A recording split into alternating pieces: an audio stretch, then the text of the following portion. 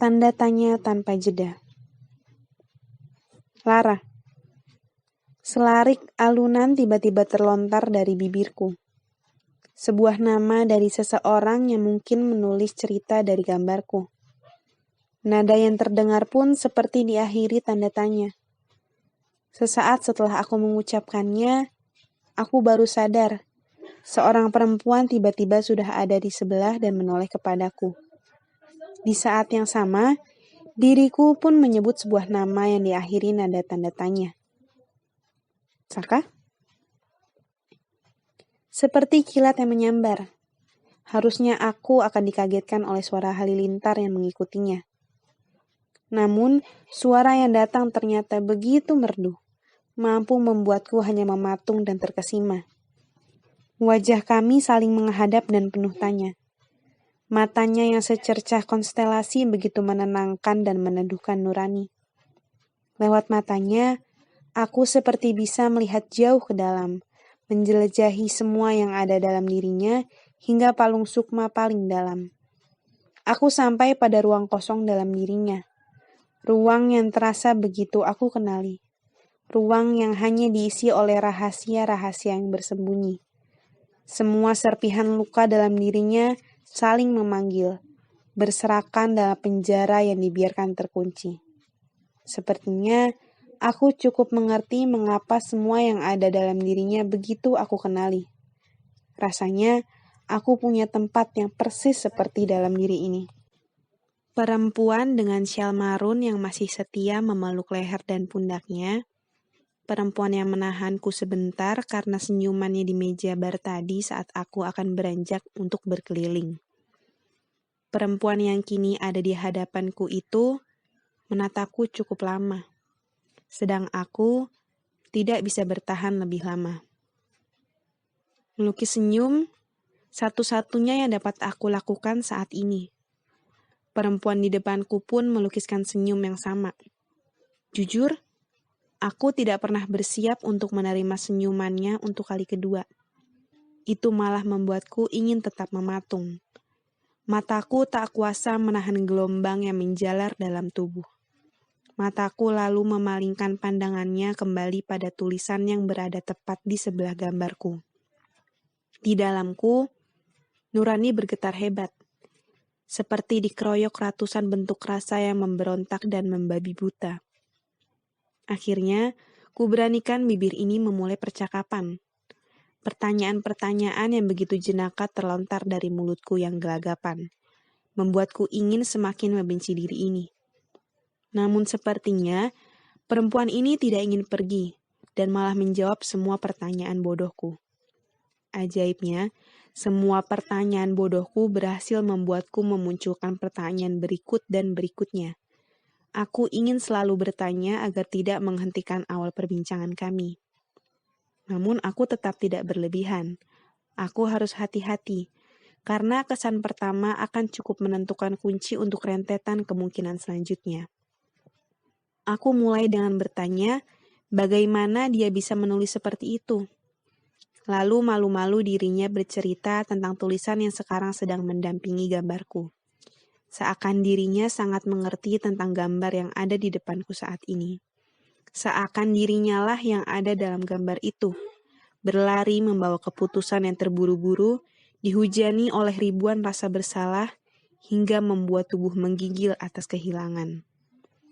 Melangkah ke atas genangan yang begitu penuh ingatan yang ingin kau lupakan, menginjakannya dengan sangat terpaksa sampai semua kenangan itu buyar, terpecah, dan menyisakan penyesalan-penyesalan yang menggerogoti.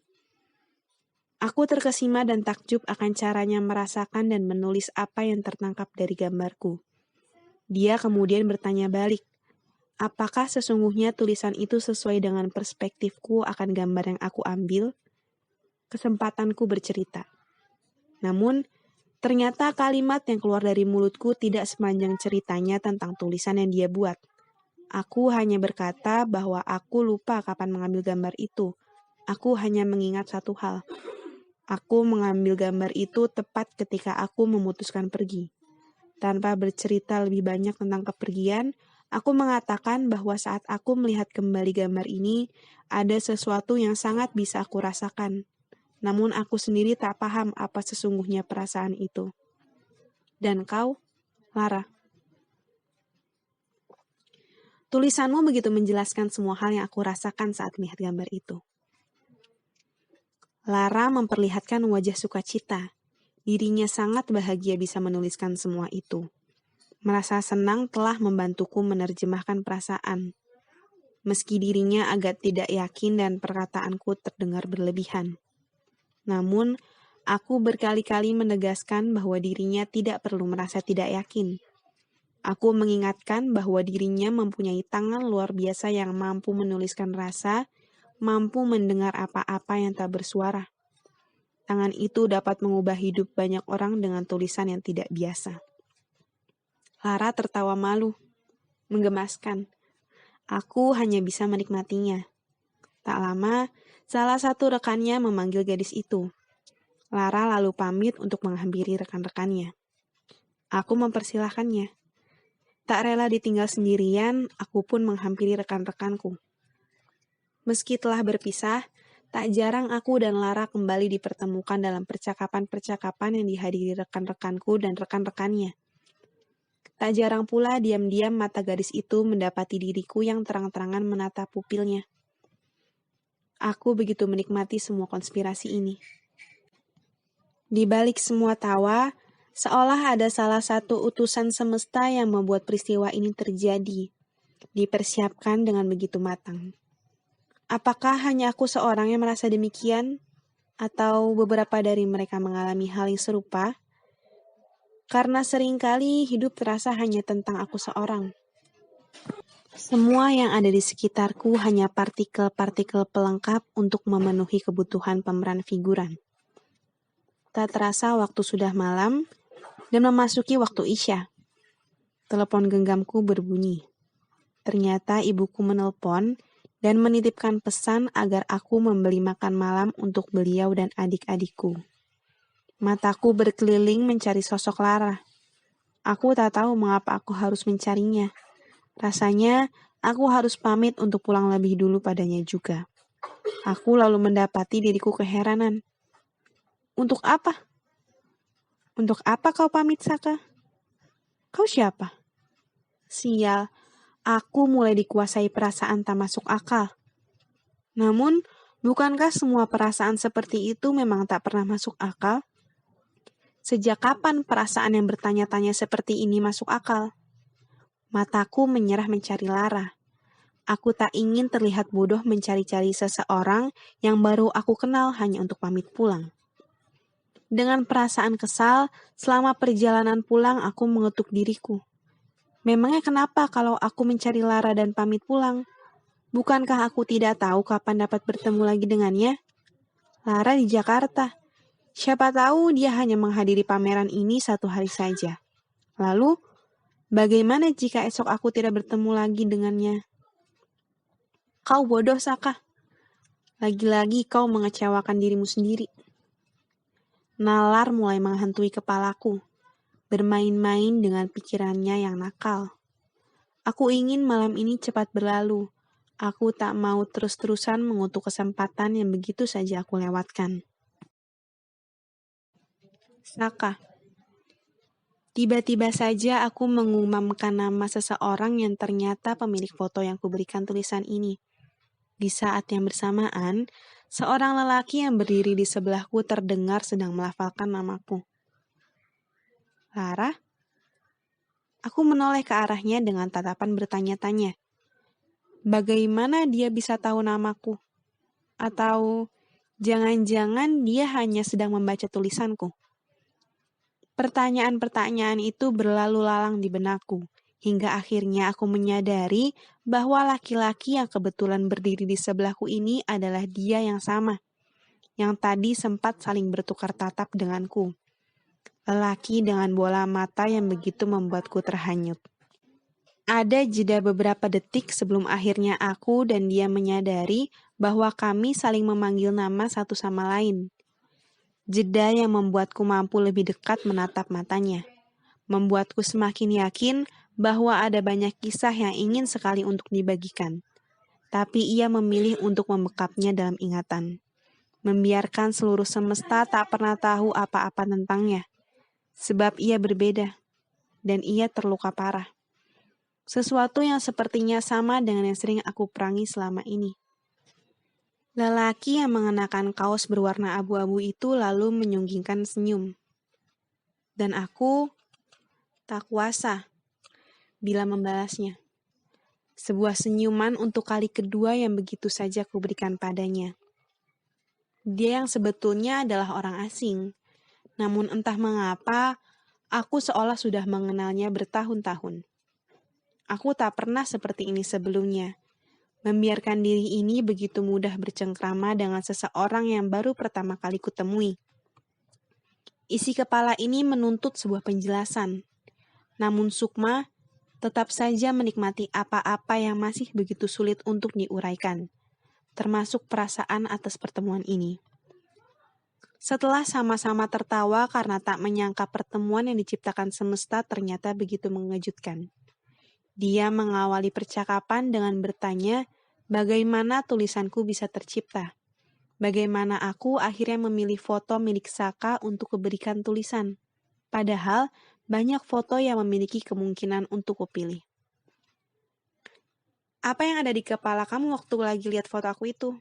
Terus, kenapa akhirnya kamu milih foto aku buat kamu interpretasiin? Suaranya membuatku terpekur sejenak. Telingaku mendadak mentransmisikan getaran yang entah tak bisa kusebut sebagai apa dan seperti apa rasanya.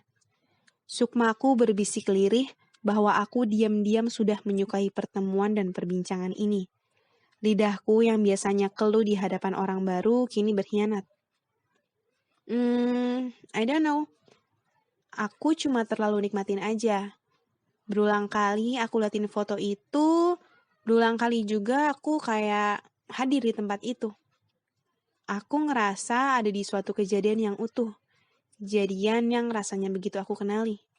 Cerita tentang kehilangan, kepergian, apapun itu yang bikin seseorang harus melangkah pergi. Tentang seperti apa seseorang akhirnya memutuskan untuk pergi sambil membawa banyak banget tanda tanya yang cuma berakhir di penyesalan-penyesalan. It was what I'm feeling, I guess. Aku mengakhiri jawaban dengan senyuman yang sedetik kemudian membuatku diam keheranan dengan diriku sendiri. Aku merasa sepertinya sesudah ini harus mengubur diri. Isi kepala ini memberontak, menuntut sebuah penjelasan atas sederet kata yang terlontar dari lidahku barusan.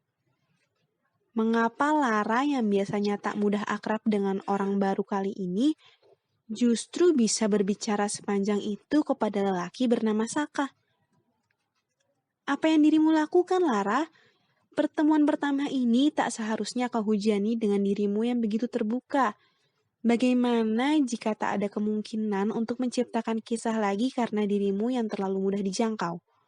Mengapa bercerita padanya, seolah membuat jiwa terasa lebih hidup? Aku menyesali setiap perkataan yang begitu bodohnya bisa terlentar dari mulutku. Aku kembali dihinggapi perasaan khawatir yang harus kututup rapat-rapat. Perasaan yang membuatku ingin segera enyah dari tempat ini. Namun, Sukmaku tak pernah rela untuk mengakhiri perbincangan dengan lelaki bernama Saka. Aku lalu mencoba untuk mengakhiri kecanggungan yang kucipta dengan bertanya, seperti apa sebenarnya perasaan yang dia coba hadirkan saat memotret foto itu. Hal apa yang ingin dia sampaikan pada orang-orang yang nantinya akan melihat fotonya. Sejujurnya, aku khawatir bila apa yang coba ku interpretasikan tidak sama dengan pesan yang ingin dia sampaikan. Tapi, semesta memang penuh kejutan. Seulas senyum kembali tergambar di wajahku. Kekhawatiranku meluruh sesaat setelah Saka mengatakan bahwa apa yang kutuliskan ternyata mampu menggambarkan apa yang tak bisa dia suarakan. Lalu terjadilah. Degup dada ini tak bisa dibilang biasa. Ada sesuatu yang begitu membuatku bahagia setiap mendengarnya bersuara. Terlebih ketika Saka berulang-ulang mencoba meyakinkanku bahwa aku diberkati tangan yang luar biasa oleh Tuhan. tangan yang mampu menuliskan rasa, tangan yang bisa membuat tulisan-tulisan yang semula hanya berupa deretan kata menjadi lebih bernyawa. Kupastikan rona merah jambu sudah menghiasi pipiku. Aku hanya mampu menanggapinya dengan tertawa. Tawa malu yang coba kuredam banyak-banyak. Lara! Sebuah suara yang tak asing menyerukan namaku. Ternyata beberapa kawanku tengah berkumpul dan mengharapkanku untuk ikut serta berdiskusi dengan mereka. Sukmaku kembali merajuk. Ia tak terima untuk berhenti bercakap-cakap dengan Saka. Tapi untuk kali ini, separuh diriku merasa kelegaan yang luar biasa. Aku memang harus sesegera mungkin menyingkir dari Saka bila tak ingin wajahku berubah menjadi semerah tomat. Aku akhirnya memutuskan untuk beranjak. Sekali lagi, aku tersenyum pada Saka sebelum akhirnya berjalan menjauh. Seringkali di percakapan yang tercipta antara aku dan teman-temanku, aku terang-terangan mendapati mata Saka yang tengah menatap ke arahku. Aku bersumpah, ada gelombang tak biasa yang menggedor-gedor relung hatiku saat mata ini bertemu dengan manik matanya. Membuatku bertanya-tanya, sebenarnya semesta sedang merencanakan konspirasi apa lagi? Konspirasi yang ternyata begitu aku nikmati hadirnya. Seminggu, Lara. Kau hanya berada di Bandung seminggu. Jangan biarkan dirimu menikmati pertemuan untuk sebuah kehilangan lagi. Lirih aku terus melafalkan kalimat itu dalam hatiku. Aku terang-terangan tak bisa menolak kesempatan yang kini ada di depanku. Tapi aku juga tak ingin untuk kemudian kembali merasa kehilangan bila pameran ini usai. Dengan aku yang sudah memberikan seluruh perhatianku pada lelaki bernama Saka itu. Saat ini, ragaku memang tengah berada di kawan satu komunitasku. Tapi amigdala ini terus-menerus menggali memori obrolanku dengan Saka tadi. Aku masih berada di kedai kopi hingga hari pertama pameran usai. Banyak pertemuan yang kemudian terjadi. Banyak percakapan yang kemudian tercipta, banyak kisah yang kemudian dibagikan. Aku bertemu banyak wajah baru beserta isi kepala yang beragam. Jujur saja, aku selalu suka untuk bertemu dengan orang-orang baru. Aku mampu mendengar banyak kisah yang esok bisa menjadi bekal untukku menjalani kehidupan. Aku selalu suka untuk bisa seperti hari ini. Namun, sama seperti sudah-sudah, kehadiranku tak pernah bisa benar-benar utuh. Seperti halnya saat ini, setengah bagian dari diriku tak berada di mana kakiku menjejak. Aku sedang memikirkan Saka. Ya, lagi-lagi lelaki itu. Sudah sejak beberapa jam lalu aku tak menemukan sosok Saka dalam jangkauan mataku. Memang sesekali aku coba mengedarkan pandangan demi melihat dirinya. Baiklah, tampaknya aku sudah mulai kecanduan akannya. Namun, bagaimana bisa? Dan bagaimana mungkin? Berkali-kali aku dibuat keheranan oleh diri yang entah mengapa rela berjalan mengelilingi seluruh area kedai kopi untuk memastikan Saka masih bisa kujumpai. Untuk kuberitahu bahwa aku hendak pulang sebentar lagi. Untuk apa, Lara? Untuk apa dirimu melakukannya? Aku tahu, kali ini semesta pasti sedang tertawa terbahak-bahak menyaksikan aku yang bertingkah seperti ini. Aku menyerah tak jua bertemu dengannya. Dengan gontai, aku kembali ke kawan-kawanku setelah tak mendapati Saka di mana-mana. Pikirku mungkin dia sudah pulang, tapi kenapa ia tak berpamitan padaku? Oh, berhentilah Lara, dirimu bukan siapa-siapanya. Lantas, mengapa ia harus mengucapkan sampai jumpa padamu?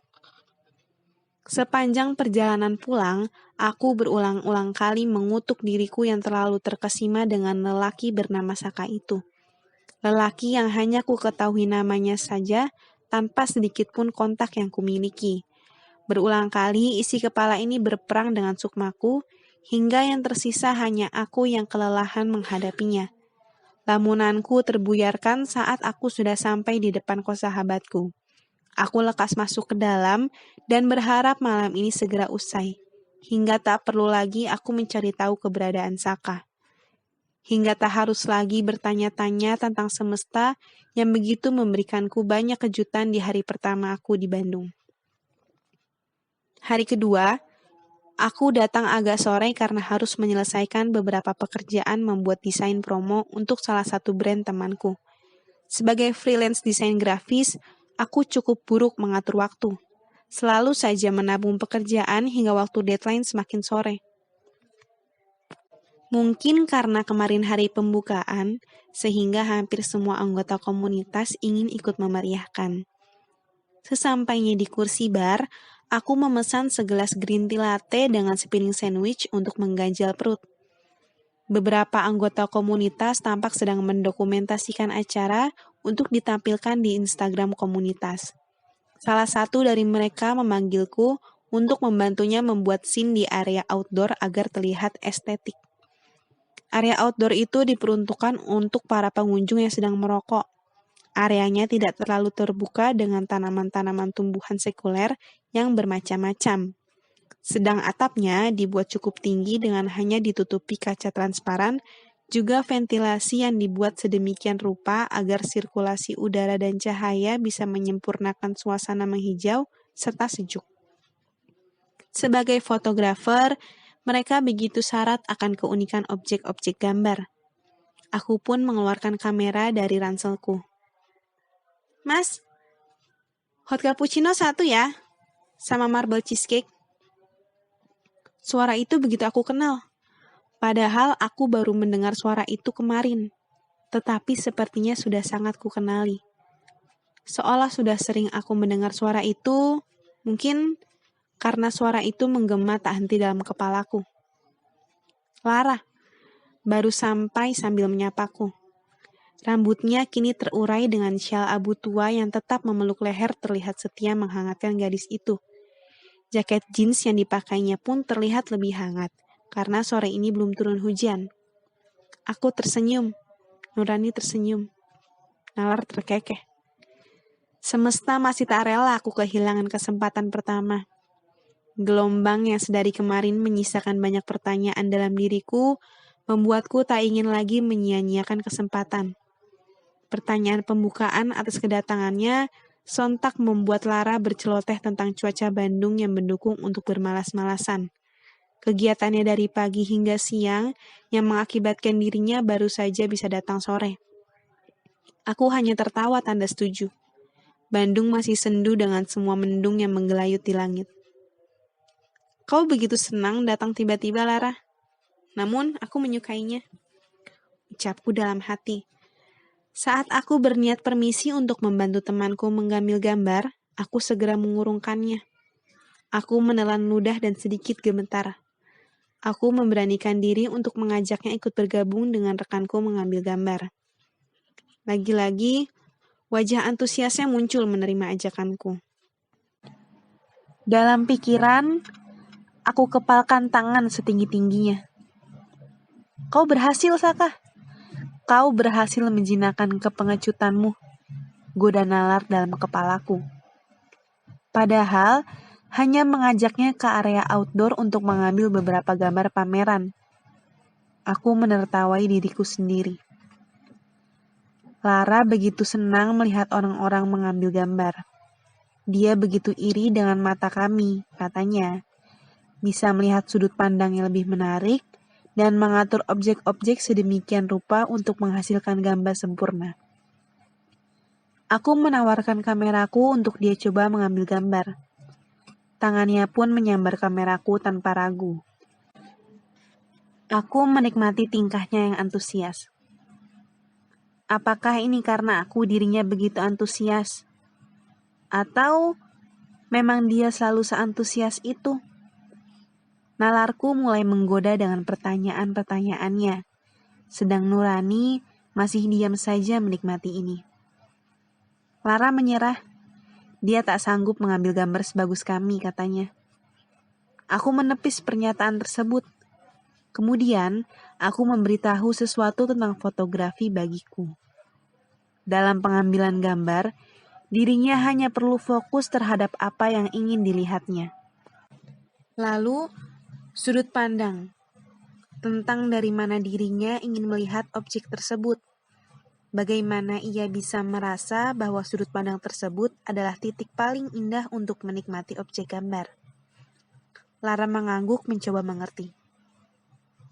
Cari sudut pandang yang membuat matamu nyaman untuk menikmati hal yang ada di depanmu, Lara. Jika dekat, seberapa dekat kau nyaman? Jika jauh, seberapa nyaman hal itu bisa kau nikmati? Kemudian Lara mencoba mengambil beberapa gambar, membidiknya berkali-kali. Kepalanya naik turun dan tak berhenti bergerak untuk beberapa waktu, mencoba membidik dari beberapa angle. Setelah itu dia sendiri malah kaget atas gambar yang diambilnya. Gadis itu merasa berhasil mengambil gambar yang cukup bagus untuk dirinya. Setelah selesai mengambil beberapa gambar, Lara lalu mengajakku melihat gambarku yang satunya. Aku jadi ingat kalau belum melihat tulisan Lara dalam gambarku yang kedua. Di depan tulisannya, aku merasakan semua kelelahan yang dialami. Kupikir sepertinya semua orang pernah mengalami. Aku juga mengalami. Namun aku tak pernah terlalu memikirkannya. Tentang sebuah penantian yang sesungguhnya saat seseorang memutuskan menunggu. Kita menanti seseorang sampai dari kepergiannya. Saat orang yang dinanti itu hadir, kita harus mendekap dan menyambut atas kedatangannya dari kepergian. Lara, aku baca kembali nama itu dengan nada yang masih diikuti tanda tanya. Tapi kali ini lebih tenang. Lara lalu melanjutkan bercerita tentang namanya. Tentang semua takdir yang mengikuti diam-diam dalam namanya. Rasanya seperti sedang berteduh di bawah pohon yang rindang pada cuaca yang begitu panas dan gersang. Cerita tentangnya itu terasa seperti angin yang memeluk diriku. Menepuk-nepuk manja mukaku yang merah kepanasan. Dapat kupastikan bahwa wajahku kini memerah bak gincu yang terlalu muda. Seperti rasa yang tergesa-gesa ingin aku pastikan. Dalam namanya tersemat doa berupa perlindungan. Lara. Namun, agaknya sang pemilik nama kebingungan apa dan siapa yang sebetulnya harus dilindungi. Dari cerita Lara yang penuh oleh kehilangan, dia beranggapan bahwa itu semua adalah caranya untuk melindungi orang-orang yang dikasihi. Membiarkannya pergi dengan segala jenis permakluman adalah sebuah perlindungan. Dia telah melindungi jodoh orang lain. Dan saat kepergian orang itu tiba, perannya sebagai pelindung selesai. Semua rentetan kejadian terus berputar. Singgah dalam dekapannya untuk melindungi, kemudian ditinggalkan lagi. Aku lalu teringat akan tulisan Lara tentang gambarku yang pertama. Semua tulisan yang dia buat dari gambarku ternyata sebuah tebakan yang berisi permakluman. Sebuah mantra yang sesungguhnya dia lemparkan untuk diri sendiri agar bisa mengerti sesuatu yang hilang tanpa satupun penjelasan yang sampai pada diri gadis itu. Seperti potongan kejadian yang harus dirangkai menjadi sebuah pemahaman yang masuk akal dan bisa diterima. Lara pun menerima pemahaman itu sebagai perlindungan. Ternyata, semua yang dia ceritakan kemarin bukanlah tentang kepergian, tetapi sebuah kehilangan. Mungkin karena itu Lara bisa menuliskan tentang penantian. Bagaimana ternyata dirinya diam-diam menantikan seseorang yang datang dari sebuah kepergian. Dari penantian kali ini, dalam tulisan yang ada di depanku sekarang, adalah penantian akan seseorang yang akan dia lindungi untuk aman dan nyaman bersamanya. Hingga tak ada lagi tempat berlindung bagi orang itu selain dalam dekapannya. Hingga tak ada lagi kepergian yang menyisakan kehilangan. Cara Lara bercerita seperti seseorang yang sedang kedinginan dan menikmati cappuccino panas.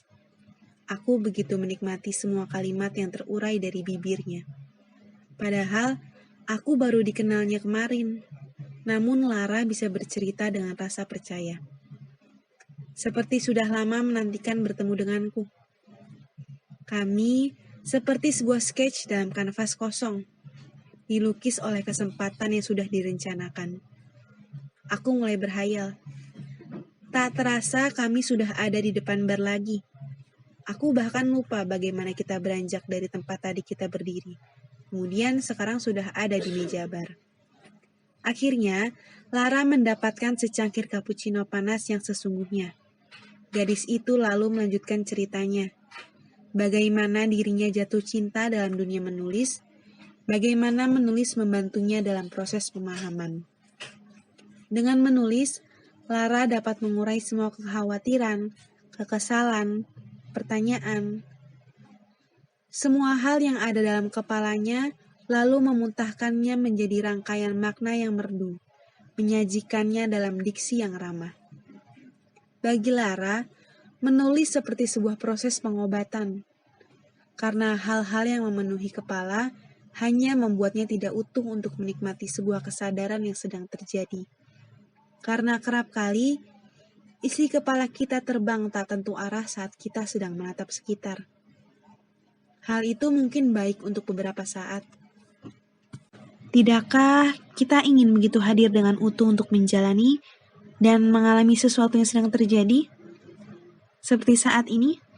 Tanyanya antusias.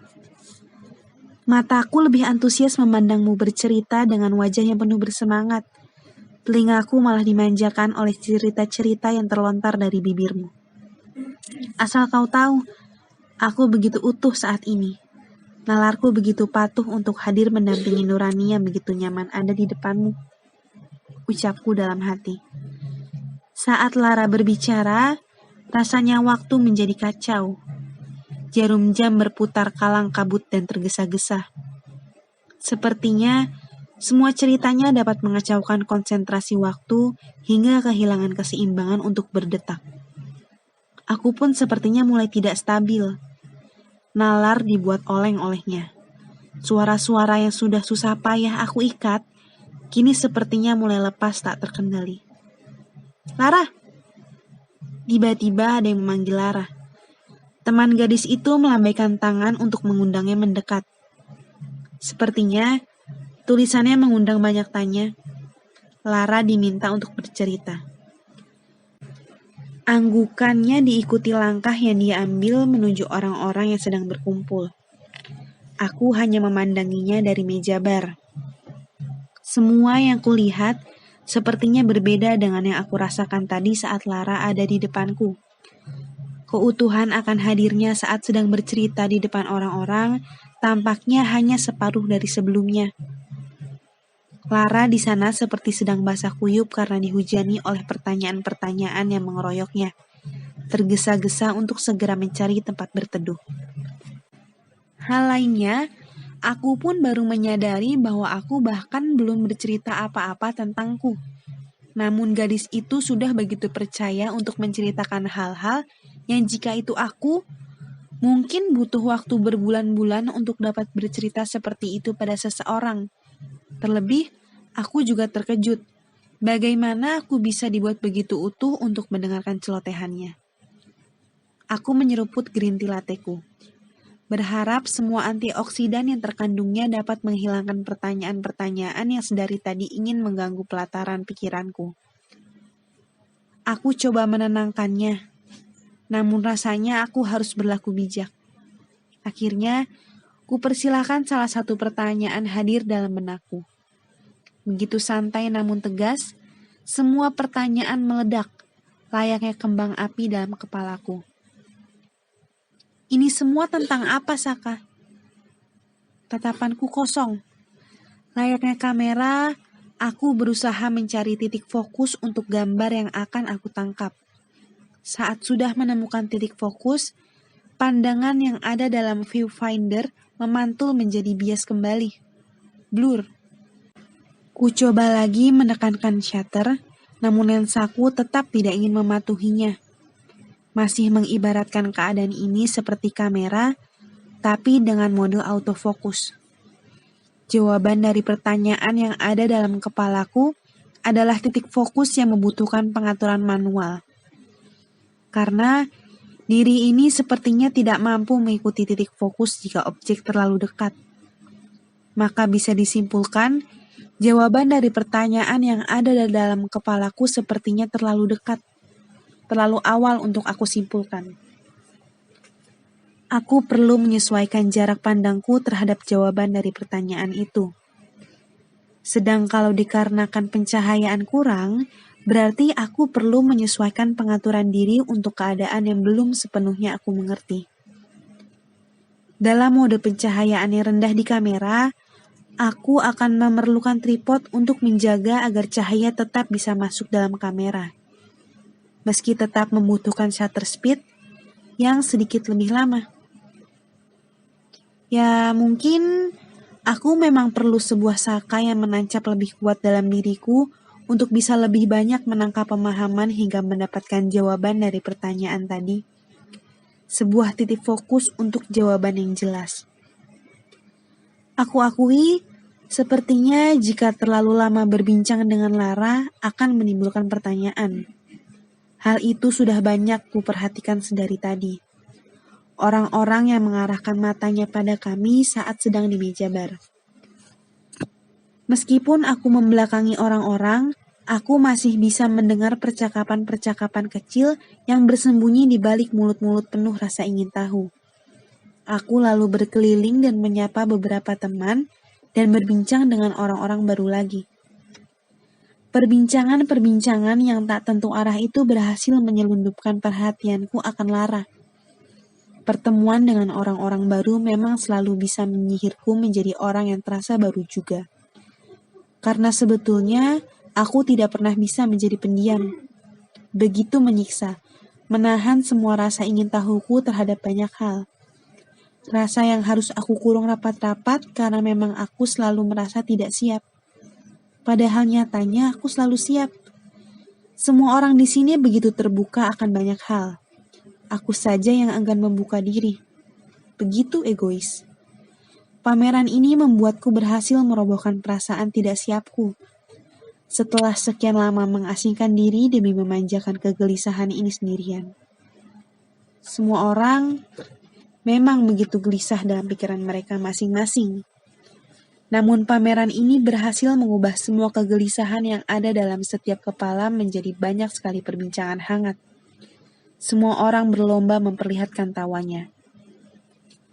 Hari kedua pameran, aku bisa pulang hingga coffee shop akan tutup. Aku bisa menyaksikan kepuasan dan kesenangan para panitia penyelenggara.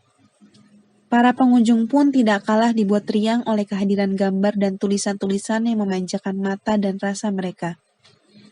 Dan anggota kedua komunitas terlihat semakin akrab satu sama lain. Perkenalan yang terjadi sepertinya telah melahirkan banyak kemungkinan yang bisa bergulir. Aku salah satunya. Pertemuanku dengan Lara melahirkan kemungkinan yang penuh tanya. Aku bahkan dibuatnya kewalahan. Aku yang begitu terbiasa menghadapi kepergian, begitu dibuat kewalahan oleh kedatangannya Lara. Kehadirannya hari ini begitu mengubah suasana hatiku. Aku seperti dipaksa menerima kesempatan yang begitu menggoda, hingga nalar dibuatnya gugup untuk mengalkulasikan kemungkinan yang dapat terjadi. Hingga pameran hari kedua selesai, aku menghampiri Lara yang sepertinya sedang berkemas di meja bar. Aku hanya mampu menanyakan apakah aku akan menemuinya lagi esok hari. Dia hanya tersenyum sambil mengangguk. Bibirnya yang mengikuti dengan riang mengatakan bahwa dia di Bandung hingga pameran usai. Raga ini tiba-tiba gemetar. Tak siap mendengar berita semenyenangkan itu. Mengetahui bahwa aku akan bisa menemuinya setiap hari di coffee shop ini, membuatku tak rela menghabiskan waktu untuk menolak kesempatan yang datang. Aku menjatuhkan diri dalam kemungkinan yang penuh resiko. Aku ingin berhenti bertanya-tanya tentang setiap degup yang sepertinya ingin didengar keras saat ada di dekatnya. Namun nuraniku berbisik untuk berserah padanya. Mempercayakan rasa yang sedang dipanggang dalam api asmara yang sedang bersemangat untuk menyala-nyala. Lara kemudian melambaikan tangan dan bergegas menghampiri sumber suara yang berasal dari rekan-rekan komunitas menulis. Mereka pun melihat ke arahku dan melambaikan tangan. Aku hanya mengangkat gelas tanda mengiyakan dan mempersilahkan untuk pulang lebih dulu. Mataku masih mengikuti punggung Lara. Teman-temannya lalu melempar senyum dan berbisik menggoda Lara. Bandung tak jauh berbeda dengan kemarin. Aku terbangun sepenuhnya saat sahabatku berpamitan untuk berangkat ke kampus. Aku lalu memilih tetap berada di kosannya hingga pukul 4. Sebetulnya, tadi ingin sekali aku menyusuri Bandung, berjalan-jalan ke tempat yang belum pernah kusinggahi sebelumnya, dan memilih absen hadir dari acara pameran. Tapi apa daya, sahabatku belum juga menunjukkan tanda-tanda untuk pulang. Aku pun tak punya pilihan selain kembali bercengkrama di kedai kopi itu. Aku sampai di kedai kopi saat matahari mulai turun dari peraduannya. Langitnya kupandang berhasil meredam perasaan gundahku saat mulai melangkah masuk ke dalam kedai kopi. Setelah ini bersiaplah untuk kemungkinan-kemungkinan baru, Lara. Suara itu muncul entah dari mana. Mungkin dari rasa khawatirku terhadap pertemuan baru. Seringkali memang begitu. Ketakutan-ketakutan muncul sebab rasa khawatir yang terlalu berlebihan. Entahlah, aku masih tak tahu juga. Bila saja ada kertas di hadapanku saat ini, mungkin sudah banyak goresan yang kububuhi. Saat pikiran ini sedang penuh, tak ada yang bisa meredakannya selain pena dan kertas. Hanya itu. Aku bergegas masuk ke dalam dan menuju bar untuk memesan secangkir cappuccino serta 1 slice marble cheesecake. Sebelum tanganku berhasil mengeluarkan pena dan buku catatan, mata ini lebih dulu mendapati sosok yang begitu ku kenal. Saka. Ya, dia ada di kafe ini, dan tepat di depan bar yang sama denganku. Kebetulan, yang sebenarnya memang aku tunggu-tunggu. Untuk kali kesekian mata kami bersitatap lagi. Entah dari mana datangnya keberanian di diriku, sambil tersenyum aku lebih dulu menyapanya, meski hanya dengan kata, "Hai." Baru datang. Ia balik menyapaku dengan seulas senyum yang menghiasi wajahnya. Kau tahu, lelaki ini tak memiliki senyum yang manis sebetulnya, bahkan jauh dari manis. Senyumnya lebih mirip seperti senyuman jahil lelaki playboy. Ah, seperti itu. Kau pasti tahulah maksudku seperti apa. Tapi senyum itu pula yang dari semalam mengganggu tidurku. Lagi-lagi lidahku berkhianat. Dia hanya bertanya sesingkat itu, tapi lidah ini menjawab dengan seluruh alasan mengapa aku baru datang sesore ini. Dari lubuk hatiku, aku hanya bisa berkata, "Lara, berhenti untuk berbicara bisa tidak?" Berulang-ulang aku menyumpahi setiap kata yang terlontar dari bibir ini. Tapi dasar hati, mana mau ia berpura-pura dengan apa yang sedang dia rasakan. Tak lama berselang, sebuah ajakan datang dari Saka untuk bergabung dengan kawan-kawannya yang sedang berada di area outdoor. Aku mengangguk dengan sepenuh hati, mengiyakan tawaran itu. Aku tak akan pernah sanggup menolak ajakannya untuk melihat bagaimana para fotografer ini mulai membidik objek-objek yang ingin mereka tangkap. Aku berkenalan dengan beberapa kawan Saka yang tengah asyik memotret. Aku bersorak dalam hati. Kesempatan ini tak pernah kuperkirakan sebelumnya. Aku berada sedekat ini dengan orang-orang yang bisa melihat suatu objek dengan sudut pandang yang berbeda. Aku mencermati perilaku mereka satu persatu. Bagaimana cara mereka mentransferkan apa yang mereka rasa menjadi suatu gambar yang bisa dinikmati dengan sempurna oleh banyak orang. Bagaimana sebuah gambar milik para fotografer itu bisa menjadi banyak tafsir bila dinikmati oleh beragam kepala. Tiba-tiba, Saka mengagetkanku dengan suaranya. "Kau mau coba?" Aku sedikit terkejut dengan tawarannya. Namun, tanpa ragu aku mengambil kamera yang dia sodorkan kepadaku. Aku mencoba menggunakannya dengan kemampuan yang kumiliki. Setiap kali mengambil gambar, aku selalu saja menghapusnya.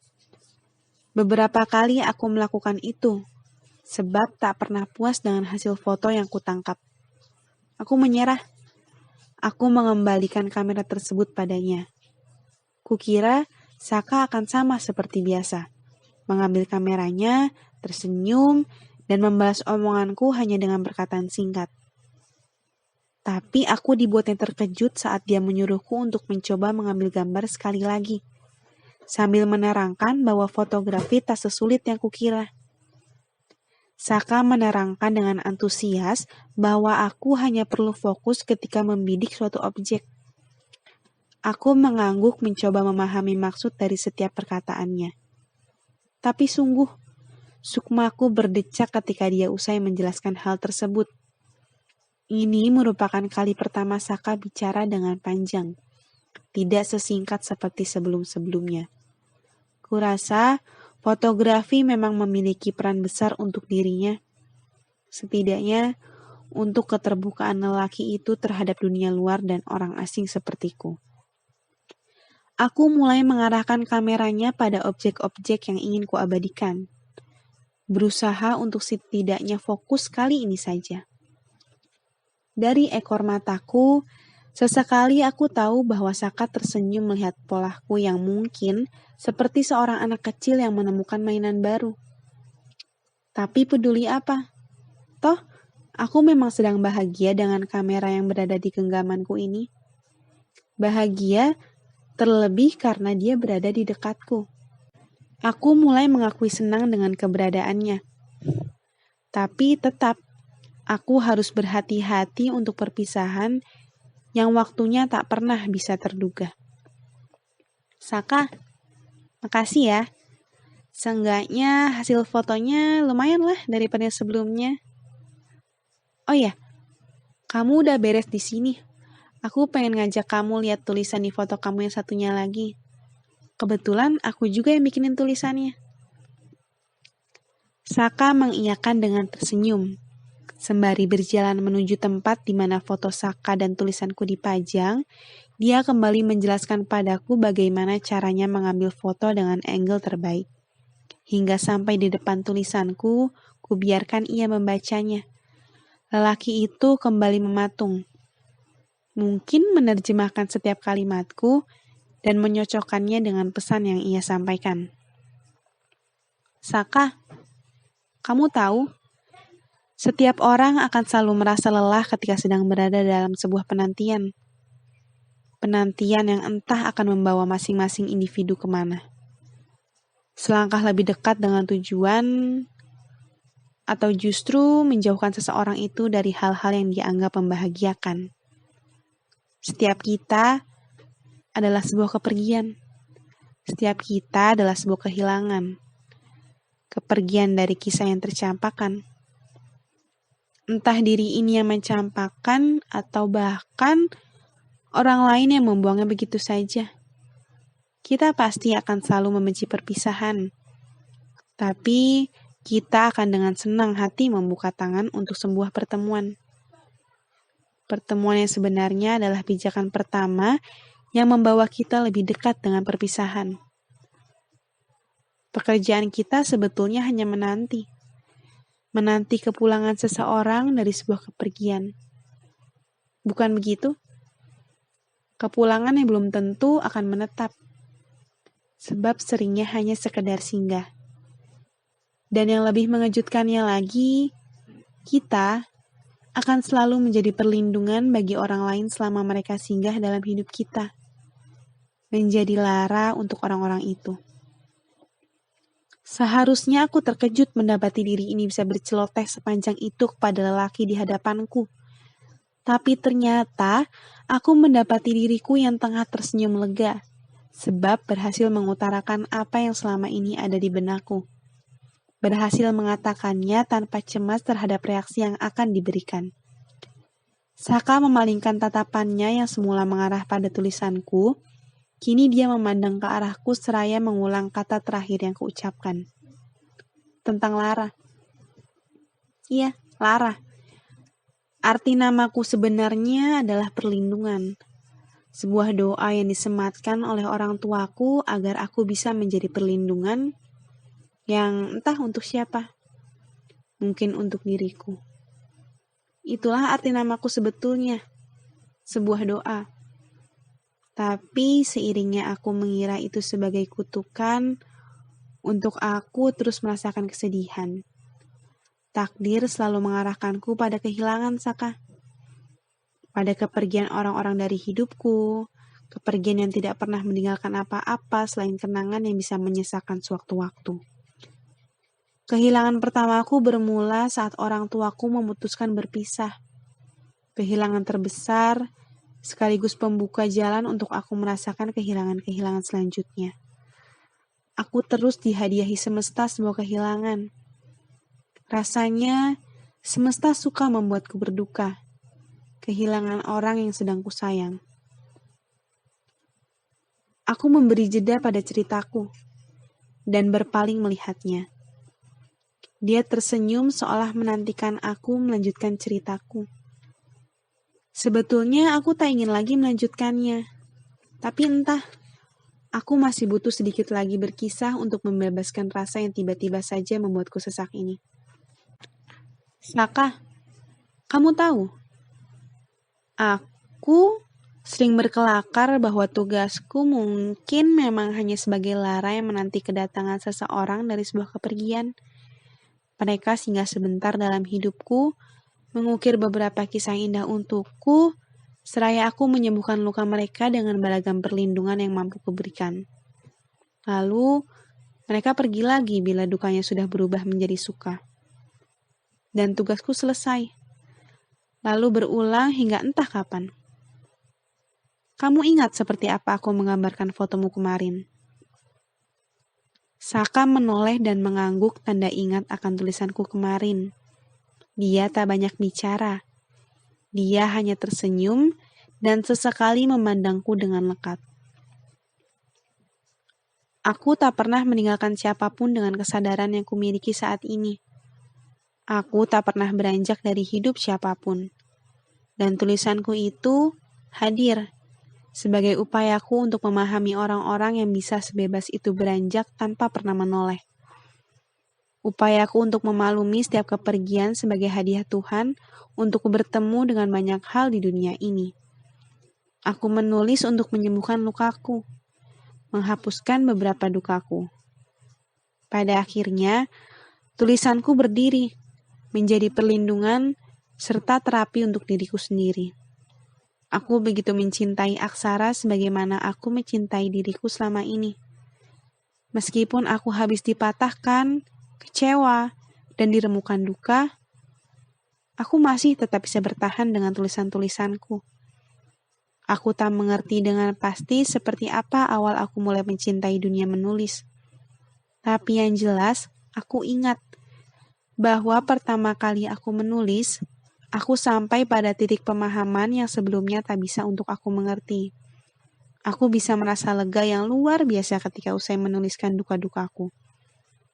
Setelah berhasil mengurai seluruh kekhawatiranku pada sebuah tulisan yang kadang aku membacanya lagi di keesokan hari, aku tak pernah merasa menuliskannya. You know, it always makes me feel mesmerizing to myself.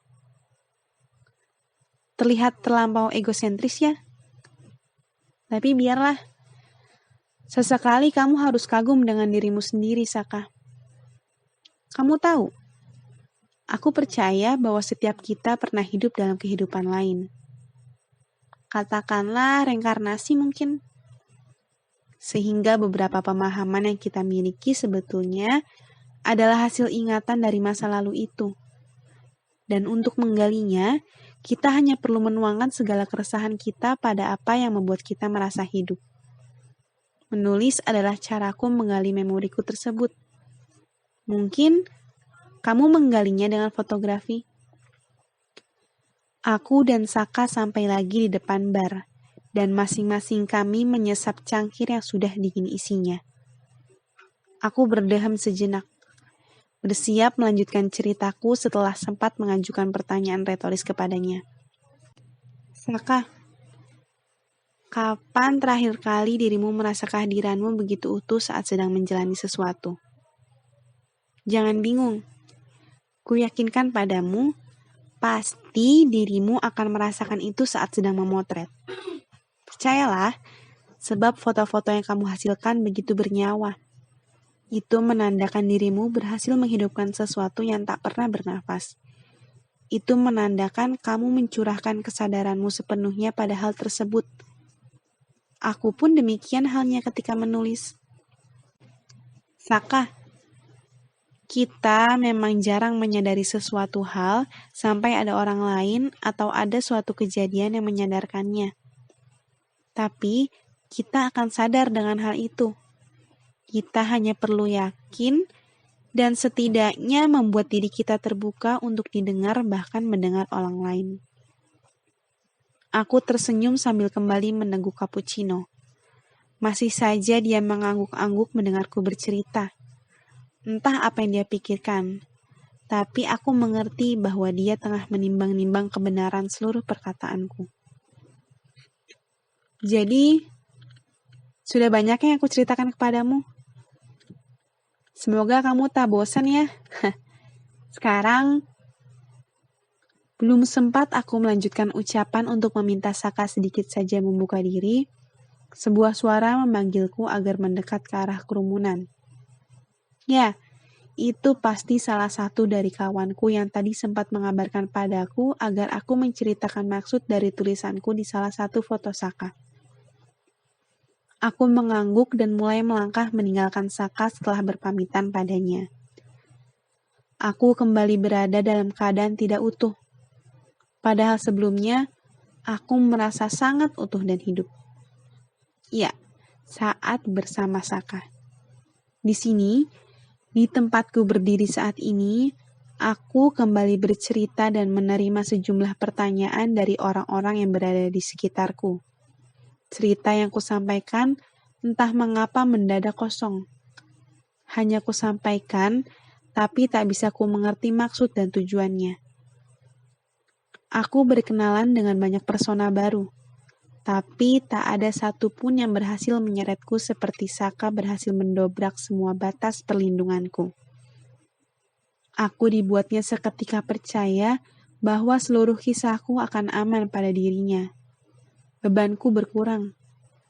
Setidaknya itu yang membuatku masih sanggup tersenyum ramah dan terlihat seperti Lara yang biasanya. Aku setengah mati disibukkan oleh orang-orang yang dengan lugas bertanya tentang foto-foto yang terpampang dalam pameran. Hingga aku tak menyadari bahwa pameran hari kedua ini telah usai. Aku lalu kembali beranjak ke meja bar untuk mengambil tas dan jaket yang tadi kutitipkan. Esok kita akan bertemu lagi kan? Saka tiba-tiba saja sudah berdiri di sampingku. Pertanyaannya berhasil membuat sebagian diri ini menerka-nerka. Mungkinkah dia menginginkan untuk bertemu denganku lagi? Mungkinkah dia tertarik untuk bercengkrama denganku lagi? Pertanyaan itu hanya berakhir di kepalaku. Aku tersenyum sembari mengangguk mengiyakan. Hingga hari pameran berakhir, aku masih akan tetap berada di Bandung dan menyempatkan waktu untuk datang ke kedai kopi. Lalu jika aku tak salah lihat, ada rona bahagia terpancar di wajahnya ketika aku mengatakan hal tersebut. Seolah-olah Saka memang menginginkan aku untuk menjawabnya demikian. Karena kawanku sudah menantiku, aku pamit padanya dan segera beranjak pergi menyisakan sebuah keputusan untuk diriku sendiri. Sebelum memegang kenop pintu keluar, aku memutuskan menoleh ke arahnya seraya melambaikan tangan. Keputusan yang aku tahu akan mengundang banyak sekali pertanyaan setelahnya. Saka tersenyum sembari mengangkat gelasnya. Aku keluar dengan diikuti suara-suara berisik kawanku yang mulai menggoda dan mempertanyakan kedekatanku dengan Saka. Aku tak banyak bicara apa-apa pada mereka. Aku hanya bisa tersenyum dan berkata bahwa kami berteman dengan amat baik mulai hari ini. Saka, terima kasih untuk hari yang setidaknya membuatku banyak belajar bahwa pertemuan akan tetap selalu berulang. Lirih aku mengucapkan kalimat itu dalam hati. Hari ketiga, diam-diam aku sudah tak sabar menunggu Lara. Meja bar menjadi tempatku untuk menyambut kedatangannya. Sambil menunggu, aku putuskan menghampiri rekan-rekan yang sedang bercakap-cakap di ruangan coffee shop yang paling besar. Namun, sebelum itu aku menitip pesan kepada barista untuk membuatkan 2 cangkir cappuccino dan 2 slice marble cheesecake. Nantinya, 1 cappuccino dan 1 slice cake itu untuk Lara saat dia datang ke meja bar. Tentu saja aku harus menceritakan bagaimana sosok Lara agar ketika dia datang, si barista bisa mengenalinya. Tak disangka, barista yang ada di depanku masih mengingat bagaimana wajah Lara. Tidak heran, karena ternyata dia juga yang menerima pesanan Lara 2 hari kemarin berturut-turut. Aku baru menyadarinya. Aku sengaja meninggalkan ransel dan jaket parkaku di kursi bar. Aku hanya yakin Lara akan mengenali jaket parka dan ransel milikku, dan dia akan duduk di sebelahnya untuk menungguku. Hal yang bodoh memang. Tapi tidak tahu kenapa aku senang saja melakukannya. Siang ini sepi. Sepertinya para panitia datang saat sore hingga malam. Waktu kunjung sedang ramai-ramainya. Tidak sedikit dari panitia memang berniat untuk bertemu pengunjung-pengunjung yang menarik pandangan. Tak kenal gender, pameran ini terang-terangan juga menjadi ajang pencarian. Tanpa berusaha naif, sepertinya aku pun begitu. Namun tak pernah aku rencanakan sebelumnya untuk bertemu Lara. Bertemu sebuah tanda tanya besar yang harus aku jawab. Beberapa rekan Lara sudah datang pun menggodaku. Aku hanya menggaruk kepala sambil tertawa. Kalau saja mereka tahu, sesungguhnya aku benar-benar kebingungan juga. Aku yang sudah berjanji untuk membuka diriku masih dihantui sisa-sisa ketakutan. Tiba-tiba ada yang mencolek punggungku. Hai! Aku dibuat tak berdaya. Dadaku bergumuruh namun dipaksa sunyi. Mataku sepertinya memantulkan senyumnya yang berpendar. Aku hanya tersenyum tak karuan. Seseorang yang sedang dimabuk asmara. Semua muka tampak begitu jenaka. Sebentar, apa aku begitu terlihat jenaka? Aku benar-benar tak menerimanya. Aku mengutuk diriku. Rasanya ingin sekali aku tertawa, diriku sendiri yang konyol dan tak keruan menghadapinya. Menghadapi Lara yang saat ini sedang tersenyum kepadaku sambil memegang 2 cangkir cappuccino, yang kemudian memberikannya kepadaku. Dadaku masih berdegup kencang. Nurani sepertinya masih saja tersenyum. Dan aku kesal. Aku tidak bisa terus-terusan senyum, sementara nuraniku masih dengan leluasa tersenyum menikmati potongan kejadian tersebut. You really know how to surprise a woman, Saka. Aku hanya mengangkat cangkir cappuccinoku seirama dengan mulutnya yang juga sama-sama menyeruput dari cangkirnya. Aku yakin rekan-rekan yang lain sedang saling berbisik dan saling menyenggolkan tangannya atas apa yang baru saja terjadi. Rasanya begitu egois. Sesaat setelah kehadiran Lara, aku langsung mengalihkan perhatian. Lara lalu berkenalan dengan beberapa temanku yang belum dikenalinya. Kami larut dalam percakapan-percakapan yang menggairahkan. Setiap wajah yang ada di depanku sekarang sepertinya diam-diam memperhatikanku dan sedikit terkejut. Aku pun merasakan hal yang sama terhadap diriku. Aku yang mereka kenal cukup pendiam, berubah menjadi sosok yang begitu riang dan terbuka. Obrolan yang mengalihkan semua hal-hal random pun tiba-tiba keluar dari mulutku. Aku lebih terkejut. Ternyata mereka cukup antusias dengan bahan percakapan yang aku sajikan.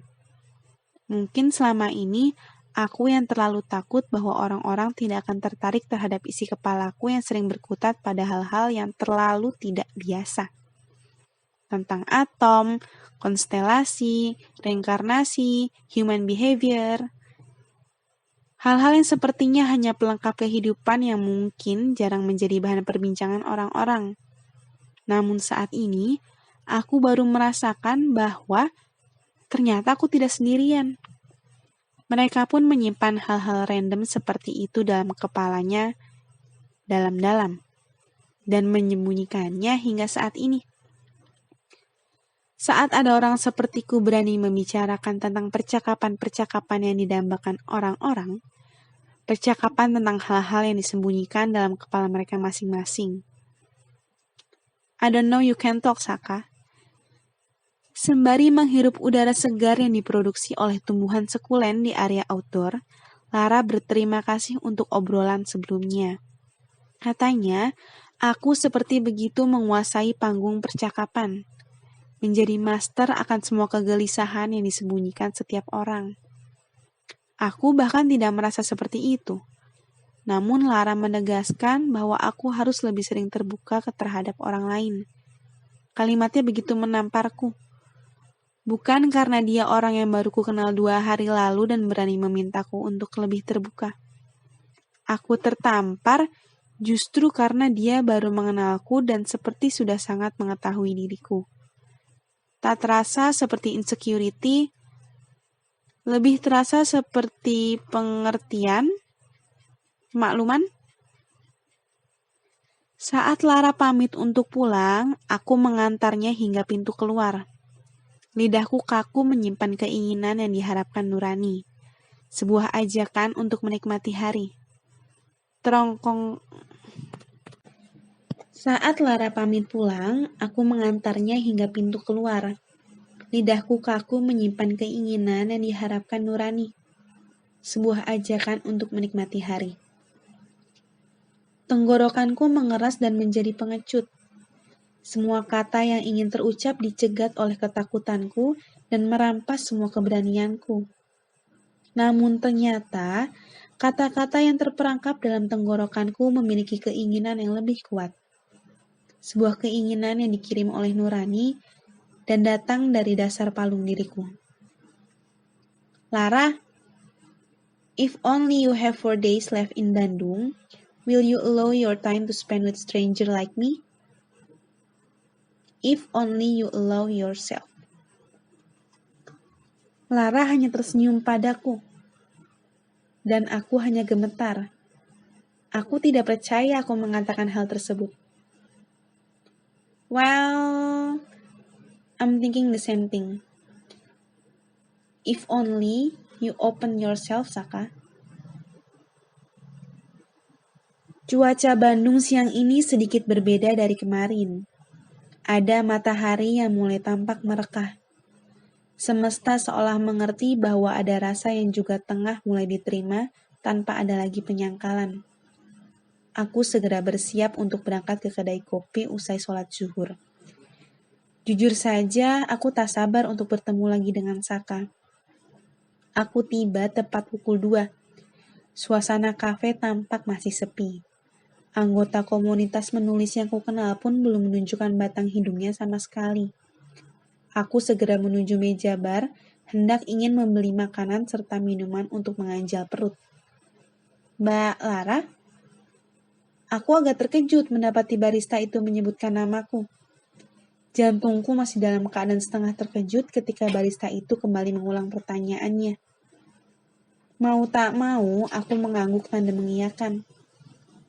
Ini Mbak, tadi ada titipan pesanan 1 cangkir cappuccino panas sama 1 slice marble cheesecake. Saya diminta untuk menghidangkannya saat Mbak Lara datang. Siapa yang udah mesen ini Mas? Terus sekarang orangnya di mana? Wah, kalau orangnya sekarang di mana Mas, saya nggak tahu. Dia cuma ninggalin pesanan dan barang-barangnya di situ. Aku melihat ke arah yang ditunjuk si barista, dan yang kudapati secangkir cappuccino, jaket parka, dan ransel yang tergeletak begitu saja. Amigdala ini mulai menggali informasi kepemilikan siapa semua ini. Aku lalu menyadari ulah siapa kejutan-kejutan ini berasal. Aku mengucapkan terima kasih pada barista tersebut dan mulai mengedarkan pandangan mencarinya. Mas, cangkir punya orang yang duduk di sini saya bawain ke orang aja ya. Sekalian saya mau nyamperin dia soalnya. Gak apa-apa kan? Si barista hanya mengangguk sebagai tanda persetujuan. Ya, dia tengah berada di antara teman-teman komunitasnya. Aku lalu memberanikan diri melangkah menuju sosok itu.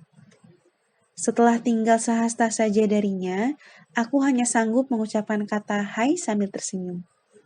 Aku lalu memberikan 1 cangkir cappuccino kepunyaannya yang sengaja ikut kubawa tadi. You really know how to surprise a woman, Saka. Tiba-tiba saja kalimat itu meluncur dari mulutku tanpa bisa kucegah. Sebuah pernyataan yang ku tahu memancing banyak tanya dan akan menimbulkan beragam persepsi dari teman-temannya.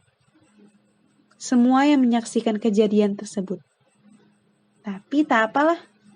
Sudah seharusnya aku memuji dia sesekali atas perlakuan manis sore ini. Tak seperti biasanya yang selalu dengan lekat memandangku. Saka kini tengah asik kembali melanjutkan cerita. Aku dibuat terdiam. Aku takjub dengan kemampuan lelaki itu bercerita tentang banyak hal yang biasanya hanya menjadi sesuatu yang tak biasa untuk dijadikan bahan pembicaraan. Saka mampu menghipnotis banyak mata yang memandangnya. Dia berhasil menciptakan tawa dari sela-sela obrolannya. Ada banyak orang yang sepakat dengan perkataannya. Tak jarang juga ada yang memujinya menyimpulkan suatu kejadian yang memiliki keterkaitan satu dengan yang lainnya. Aku setengah keheranan mendapati dirinya yang tiba-tiba berubah 180 derajat dari hari kemarin. Saka setidaknya lebih hidup hari ini. Aku diam-diam bertanya, mungkinkah dia berubah semenjak aku sudah membuka diri ini padanya di hari kemarin? Mungkinkah perubahannya hari ini adalah sebab diriku? Atau memang sebetulnya inilah Saka yang sebenarnya, dan dia 2 hari lalu adalah dia yang memang selalu seperti itu saat bertemu orang-orang asing. Satu persatu teman-temannya mulai beranjak dari tempat duduk, sebab pengunjung kafe sudah ramai. Mereka berkelakar bahwa ingin mencari jodoh di tengah pengunjung yang berdatangan. Aku tertawa mendengarnya. Kini, kembali tinggal aku dan Saka yang masih menikmati pikiran masing-masing. Aku memulai percakapan dengan memuji apa yang baru saja dia lakukan. Aku beranggapan bahwa dia hari ini sukses menjadi aktor dari obrolan tadi. Saka menepis hal itu dengan berkata bahwa apa yang tadi dia jadikan bahan obrolan bukanlah sesuatu yang menarik. Ra, yang tadi itu cuma sesuatu yang gak ada apa-apanya. Dari kata-kata Saka, aku tahu bahwa itu bukan salah satu dari bagian merendah. Tapi memang karena dia belum percaya dengan dirinya. Bahwa dia selalu merasa tak ada apa-apanya. Aku berusaha meyakinkan bahwa Saka ada apa-apanya. Ya, setidaknya untukku saat ini dia berarti. Saka, orang lain bisa memandang kita baik kalau kita menganggap diri kita pun demikian. Tapi, gimana orang lain bisa nilai diri kita baik kalau kita gak pernah mau untuk dikenal, apalagi membuka diri. Dan kamu, mungkin udah harusnya lebih membuka diri sama hal apapun. Saka hanya terdiam lama. Dia kemudian menyambung ucapanku dengan hal-hal yang lain yang telah lama bercokol di kepalanya. Entah sudah berapa lama aku terjebak percakapan tak bertepi dengan lelaki yang baru ku kenal selama 3 hari ini. Hingga kemudian, aku dan Saka membiarkan diri kembali berada di atas kerumunan komunitas. Tak terasa waktu berlalu dengan teramat cepat hari ini. Jam sudah menunjukkan pukul 10 malam. Aku pamit Saka untuk pulang lebih dulu. Tak seperti biasanya. Kali ini Saka mengantarku hingga pintu keluar. Padahal, hari sebelumnya dia hanya akan tersenyum dari kursinya. Aku dibuat tersanjung berkali-kali dengan perlakunya hari ini. Selalu seperti inikah ia memperlakukan perempuan? Atau hanya aku saja mendapatkannya? Sebuah tanya kembali menyeruak di benakku. Ingin sekali untuk aku menanyakannya. Tapi bukankah ini terlalu cepat? Baru 3 hari aku berkenalan dengannya, dan aku sudah ingin bertanya sebenarnya ini semua apa. Kuurungkan niatku kemudian. Aku telah hampir beranjak meninggalkan lelaki itu sampai tiba-tiba dia mengajakku untuk menghabiskan sisa 4 hariku di Bandung dengannya.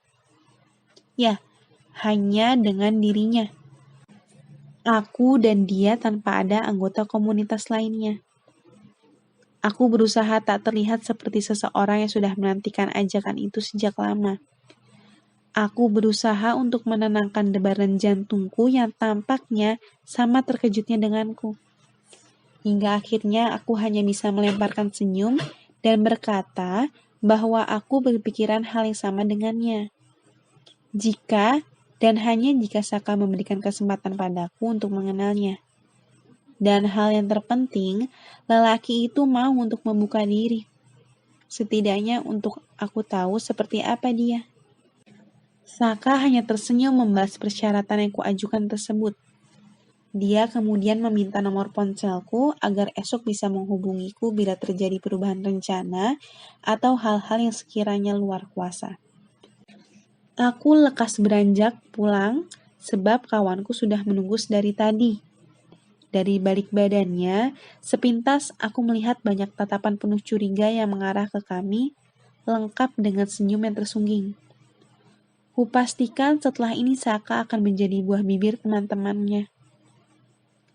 Amigdalaku kembali mengingat kejadian demi kejadian di hari sepanjang perjalanan pulang. Mungkinkah kiranya kali ini semesta kembali mengajakku bercanda? Jika beberapa hari ini penuh bahagia, semoga esok bukan nestapa yang kujumpai. Harapku begitu dalam kudekap. Keesokan harinya aku bertemu dengan Lara di tempat yang sudah aku janjikan. Menikmati jalanan Bandung yang sendu, lalu bergegas berteduh di kafe pinggir jalan karena hujan mulai menjatuhkan semua kasih dari langit. Dalam hubungan intrapersonal, aku sering memperhatikan bahwa kadang keterbukaan menjadi sebuah kelemahan. Memperlihatkan titik lemah kita menjadi target akan penghakiman sosial. Lara, membuat pemahaman itu semua menjadi bias. Nurani gadis itu seperti mata yang menangkap gambar melalui perspektif yang berbeda. Keterbukaannya justru mengundang dan mempersilahkan diriku untuk lebih terpapar. Aku bercerita bahwa diri ini memilih menjadi tertutup bukan karena menikmatinya. Hanya saja aku pernah begitu menyakiti saat aku memilih terbuka. Sama seperti saat ini. Saat Lara mengundangku membuka pintu yang kukunci dari dalam, mempersilahkan masuk, kemudian aku meninggalkannya dalam ruangan itu, sendirian. Aku pernah begitu terbuka hingga kemudian menguncinya dari luar Lara. Lara begitu sabar mendengarkan. Senyumnya tak ingin lelah berpendar untuk menenangkanku. Setelah sekian lama, aku membiarkan diriku untuk dilihat lagi sepenuhnya oleh seseorang. Membiarkan seseorang mendengarkan titik-titik terlemahku. Meski dirinya tidak pernah sekalipun menjanjikan sebuah penerimaan, meski tak kupungkiri pertanyaan ini masih menghantui di sela-sela keutuhanku hadir di depan Lara. Apakah semua ini adalah bentuk penerimaanku akan sebuah kesempatan yang baru? Bagaimana jika ternyata Lara hanya berempati saja kepadaku? Karena sepertinya Lara cukup mengerti dan meski tidak pernah merasakan hal yang sama, tetapi sebetulnya dia sama-sama sedang mencoba lagi untuk membuka diri. Mungkin yang terasa olehku adalah dirinya yang lebih dulu bisa terbuka dan menerima kehadiranku.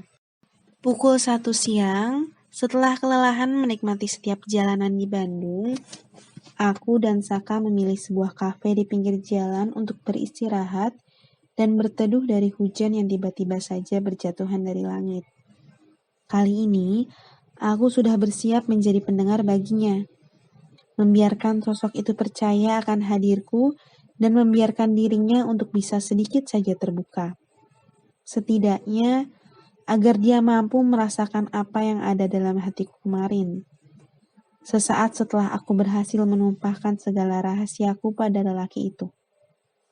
Kemarin, kamu bilang kalau aku harus terbuka kan? Aku mengangguk sebagai tanda mengiyakan pertanyaannya. Kalau emang itu yang kamu pengen, Saka? Karena buat terbuka, kamu harus lebih dulu buat percaya. Emang kamu udah percaya sama aku? Aku menggodanya untuk menghilangkan ragu dari raut wajahnya. Saka melanjutkan ceritanya tanpa menghiraukan godaanku. Lara, mungkin aku sama kamu tuh gak ada bedanya. Sama-sama terluka, sama-sama berduka. Cuma, cara kita menghadapinya aja yang gak sama. Aku lebih milih nutup diri. Bukan berarti aku gak pengen percaya.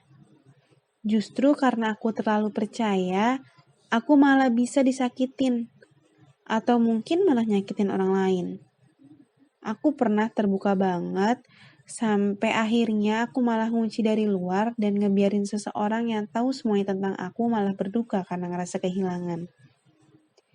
Dan begitulah hari demi hari yang kami lalui bersama, membuatku semakin mengenali siapa Saka yang sebenarnya. Mulai membuatku paham mengapa dia bisa menjadi seperti saat ini. Hari keempat aku dan dia habiskan dengan bercerita mengenai keresahan-keresahannya selama ini. Aku mengingat dia yang sempat berkata di ujung cerita. Aku cuma gak pengen aja ngeliatin titik lemah aku sama kebiasaan-kebiasaan jelek aku di depan orang lain. Bukan masalah takut mereka gak bisa nerima. Kayaknya belum siap aja, Ra. Aku belum siap buat dihakimin. Kayak contohnya gini deh. Orang-orang gak tahu nih kalau aku suka nulis puisi. Aku gak akan berani bilang atau ngeliatin hal itu. Soalnya mereka gak biasa punya temen doyan nulis puisi menye-menye. Ujung-ujungnya, paling aku cuma diejekin doang. Hari kelima hingga keenam tak ada perbedaan yang berarti. Aku masih tetap setia menjadi pendengarnya. Dan Saka masih setia membawaku ke tempat-tempat di Bandung yang sebelumnya tak pernah kudatangi. Menikmati jalan Braga saat malam menjelang. Menyusuri jalanan Dago sambil sesekali duduk di kursi yang tersedia sambil menikmati cuanki. Hingga menghabiskan malam dengan berwisata kuliner di kawasan pecinan Cibadak. Aku begitu menikmati setiap kisah yang dia gulirkan tentang keluarganya. Tentang bagaimana ia akhirnya menjadi Saka bagi ibu dan adik-adiknya setelah kepergian sang ayah. Tentang masa lalunya yang memiliki andil besar pada setiap pertarungan di tiap malam yang menua. Aku lebih banyak tersenyum, sebab aku mengerti bahwa Saka butuh untuk mengeluarkan apa yang selama ini hanya bersemayam di dada dan bersembunyi di benak. Saka butuh lebih dari sekedar telinga. Dan aku sudah mengusahakan diri sepenuhnya hadir utuh untuk itu. Begitu banyak yang dia bagikan padaku. Dan aku bersyukur akan itu. Dia menguraikan kisah tentang dirinya yang selama ini selalu meninggalkan orang-orang yang menaruh rasa nyaman padanya hanya karena sedikit rasa kesalahan yang mereka buat. Kesalahan yang sebenarnya seringkali tidak sengaja dilakukan, tapi selalu berhasil membuat lelaki bernama Saka ini terbangun. Dan lupa bagaimana rasa sukanya pada seseorang. Bahkan bagaimana dirinya pernah dekat dengan seseorang. Aku tersenyum kecut mendengar Saka bercerita tentang dirinya yang terbiasa meninggalkan. Sebuah kebalikan dengan aku yang terbiasa ditinggalkan. Saka, lelaki ini ternyata begitu rapuh. Di balik keputusannya untuk meninggalkan, ada banyak pertimbangan sekaligus beban yang kemudian dia bawa selama hidupnya. Perasaan bersalah. Sesekali aku sering tertawa ketika lelaki itu menceritakan kelakuan-kelakuan bodohnya saat melakukan perjalanan. Saka yang menemaniku selama di Bandung ini adalah seorang pejalan dan pencerita yang baik. Di setiap tuturnya ketika berkisah tentang perjalanannya, aku seolah dia bawa untuk berada di tempat tersebut. Kisah perjalanan Saka bagai tak berujung. Bolehlah kalau malam ini Saka mengantarkanku sedikit lebih larut. Dia kemudian berjanji untuk menjemputku esok dan bersama-sama datang ke penutupan pameran. Aku tersenyum sambil mengangguk mengiyakan. Sebelum pulang, sempat aku mendengarnya lirih berkata, "Semoga sesudah ini tak lagi ada pintu yang terkunci atau bahkan dikunci." tidak karena diriku sendiri atau karena dirimu. Aku hanya mampu memandangnya lekat-lekat tanpa memberi jawaban apa-apa. Sengaja aku membalasnya seperti itu. Meski jauh di lubuk hatiku, aku mengaminkannya. Malam ini, aku sudah terlalu penuh dengan segala tentangnya. Bahkan tentang perasaan yang enggan untuk luruh begitu saja. Besok adalah hari terakhir aku berada di Bandung. Usai acara, aku akan langsung balik ke Jakarta. Kembali menghadapi perpisahan dengan mereka-mereka yang baru ku kenal. Termasuk Saka. Pada hari terakhir pameran, semua anggota dari kedua komunitas yang berpartisipasi diharapkan hadir. Bukan untuk selebrasi apa-apa. Hanya sekedar sepatah dua patah kalimat yang akan disampaikan oleh perwakilan masing-masing komunitas atas penyelenggaraan pameran ini. Aku dari tadi mengobrol dengan beberapa rekan, membahas apa saja yang aku lewatkan dan sudah terjadi selama aku tidak hadir beberapa hari ke belakang. Aku terkejut bahwa ada beberapa gambar beserta tulisan yang diminati oleh beberapa pengunjung. Yang lebih mengejutkan lagi adalah salah satu gambar yang diminati untuk dibeli adalah gambarku. Ya, gambarku yang bersanding dengan tulisan Lara tentang kepergian. Gambar seseorang yang sedang berlari di bawah hujan. Beberapa rekanku pun kebingungan untuk menentukan harga jual. Bagaimana lagi? Beberapa dari kami bukan fotografer profesional yang menjadikan memotret adalah sebuah pekerjaan. Namun, salah satu rekanku memberikan ancang-ancang harga yang mungkin saja mau disetujui oleh pembeli. Akhirnya, aku dan beberapa rekan yang gambarnya diminati untuk dibeli setuju saja untuk membiarkan rekanku yang lain, yang lebih terbiasa dalam menentukan harga untuk mengurus semua itu hingga selesai. Sepertinya, dia menyesal telah memberikan masukan tentang harga-harga gambar tersebut. Aku kemudian mencari Lara. Dirinya harus tahu kabar gembira ini. Namun tiba-tiba Lara sudah ada di belakangku. Lagi-lagi kejutan. Ternyata dirinya sudah mengetahui kabar itu dari kemarin. Saat ada orang yang menawar gambar dan tulisan kami, rekan komunitasnya langsung memberitahu Lara saat itu juga. Aku kesal. Mengapa dia tidak langsung memberitahuku juga? It's my time to surprise you. Lara terkekeh. Dirinya juga sebetulnya kebingungan, karena sebelumnya hal seperti itu tidak pernah dialami. Tulisan yang Lara itu akan dibeli seseorang katanya. Mungkin karena tulisannya bersanding dengan gambarku. Maka dari itu, mau tidak mau tulisannya harus dibeli juga. Namun aku menegaskan bahwa tanpa tulisannya, mungkin gambarku tidak akan diminati. Akhirnya waktu penutupan tiba. Semua orang berkumpul di ruangan terbesar coffee shop yang juga tempat workshop. Salah satu perwakilan komunitas memberikan ucapan terima kasih atas kerjasama yang telah terjalin. Semua anggota komunitas bertepuk tangan. Begitu riuh akan keriangan. Aku ikut berterima kasih pada acara ini, pada diriku, dan pada kesempatan yang melahirkan kemungkinan. Tepuk tanganku ikut memeriahkan keriuhan itu. Di saat yang sama, nalar dengan nakalnya bertanya pada diriku sendiri. Lara malam ini pulang. Dan what, Saka? Saat itu juga aku mencari keberadaan Lara. Dirinya sedang ikut riang bersama rekan-rekannya. Tak tampak di wajah gadis itu kerisauan akan kepulangannya malam ini. Untuk kembali pada kehidupannya, kembali tanpa menyapa diriku di kursi bar, tanpa wajahku yang begitu bersemangat bercerita di depannya. Aku akan kembali pada rutinitasku tanpa matanya yang berpendar, tanpa senyumnya yang menghangatkan, tanpa ceritanya yang menentamkan, tanpa antusias wajahnya di depanku. Tak ada sedikit pun kerisauan yang tampak pada wajahnya. Mungkin baginya satu ini adalah sebuah rentetan peristiwa yang dia nikmati untuk mengobati kesepian semata. Seperti bagaimana dia menyikapi semua kehilangan yang telah dia alami selama ini. Mengapa itu begitu terlihat ikhlas untuk membiarkan semua ini selesai?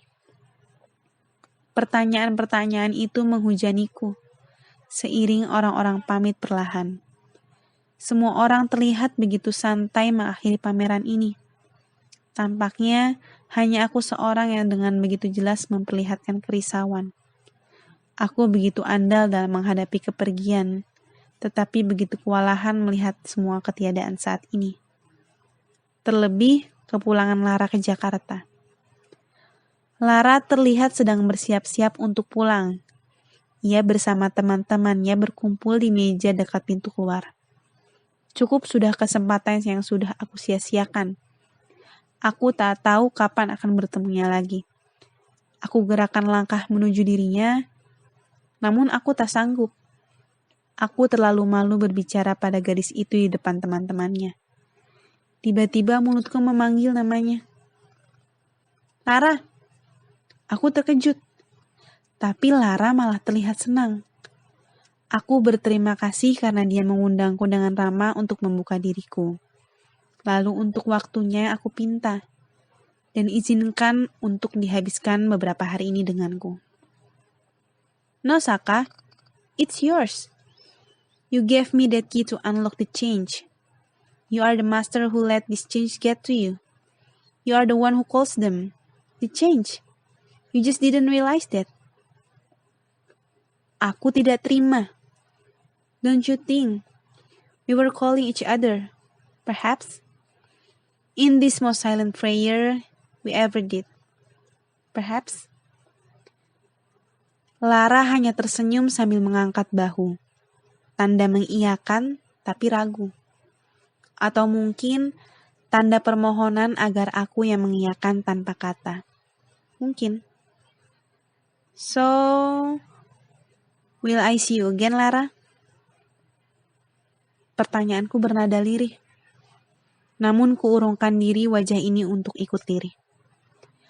Aku menampakkan wajah penuh harap dengan antusiasme yang ramah, agar tak terkesan memohon.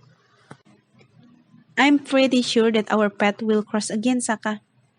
You have my number, don't you? Sambil mengadipkan sebelah mata, Lara menghiasi senyumnya yang mengundang begitu banyak pertanyaan dan harapan. Aku melambaikan tangan. Tidak menyampaikan perpisahan, tapi permohonan untuk bertemu lagi. Terselip doa agar aku dan Lara dapat bersinggungan dalam orbit yang selaras. Sepertinya, doa ini tidak ingin jika hanya bersinggungan. Nurani ingin orbit kami selaras. Sejak siang, aku sudah berada di kedai kopi tempat pameran berlangsung bersama dengan Saka. Namun aku memilih berjauhan dengannya dan membiarkan diri ini sibuk dengan komunitas menulisku. Bukan sebab apa. Ini hanya bentuk perlindungan untuk diriku sendiri. Agar nanti saat acara ini benar-benar usai, aku masih sanggup menampilkan rona bahagia pada siapapun. Aku mendapat kabar bahwa ada beberapa foto dan tulisan yang menarik minat pengunjung dan orang itu berniat untuk membelinya. Salah satunya adalah foto Saka beserta tulisanku. Kupastikan saat ini Saka mendengarnya. Dia akan gembira bukan main dan mencariku untuk memberitahukan kabar bahagia itu. Saka, kamu berhak untuk merasakan kebahagiaan itu. You deserve it, Saka. Aku tersenyum ketika mata ini mendapati wajahnya yang tengah kegirangan. Sepertinya, kawan-kawan komunitas fotografi telah memberitahukan berita itu padanya. Aku sudah berada tepat di sebelahnya sesaat sebelum dia mulai mencariku. Kamu mau nyariin aku ya? Saka terkejut akan kehadiranku di sebelahnya. Kemudian, dengan menggebu-gebu dia menceritakan bahwa fotonya dan tulisanku akan dibeli oleh seseorang. Aku udah tahu, Saka. You deserve it. Dia setengah mengomel karena kesal aku bisa tahu lebih dulu, bahkan tanpa memberitahunya sama sekali. Aku hanya membalas kekesalannya dengan berkata bahwa ini salah satu kejutan dariku. Sampailah aku di penghujung pameran. Semua orang berkumpul sambil mendengarkan perwakilan komunitas fotografi dan menulis yang menyampaikan ucapan terima kasih atas kerjasamanya selama 1 minggu. Terima kasih yang juga kuhaturkan kepada diriku sendiri, kepada Tuhan dan semesta yang memberikanku jalan untuk berada di sini, bertemu orang-orang baru, belajar banyak hal baru, dan berkenalan dengan seseorang bernama Saka. Aku cemas setengah mati, karena waktuku untuk berada di tempat ini hanya tinggal hitungan jam. Tapi, bukan lara bila tak bisa menyembunyikan raut kecemasan itu. Mereka yang melihatku pasti akan mengira aku tak merasakan kerisauan apapun. Mereka hanya tak tahu saja isi kepalaku yang berulang-ulang menolak lupa pada Bandung, terlebih pada Saka dan seluruh kisahnya. Apakah malam ini segalanya akan berakhir? Apakah sesudah ini tak akan ada lagi pertemuan yang akan membuatku bertatap muka kembali dengan Saka? Apakah aku masih bisa menjalin komunikasi dengannya, sementara jarak membentang berkilo-kilometer? Aku dihujani pertanyaan yang bertubi-tubi. Pertanyaan yang menuntut jawab saat satu persatu kawanku mulai meninggalkan tempat ini. Aku mendapati Saka hanya berdiri memandang ke arahku tanpa sedikit pun bersuara. Dari dalam hatiku, aku mulai bertanya-tanya. Saka, ayolah, ini saat terakhirku untuk bersitatap denganmu. Tak bisakah kamu menghampiri dan membiarkan diri ini pamit pulang? Sedetik kemudian, Saka memanggil namaku. Aku lalu melangkah menujunya. Saka, makasih ya buat semua waktu yang udah disempetin, buat nemenin dan ngajak aku jalan keliling Bandung. Seseorang itu berarti atau tidak bisa dinilai ketika kita bisa meluangkan waktu untuknya. Ya, seenggaknya aku bisa sedikit berarti buat kamu selama beberapa hari ini.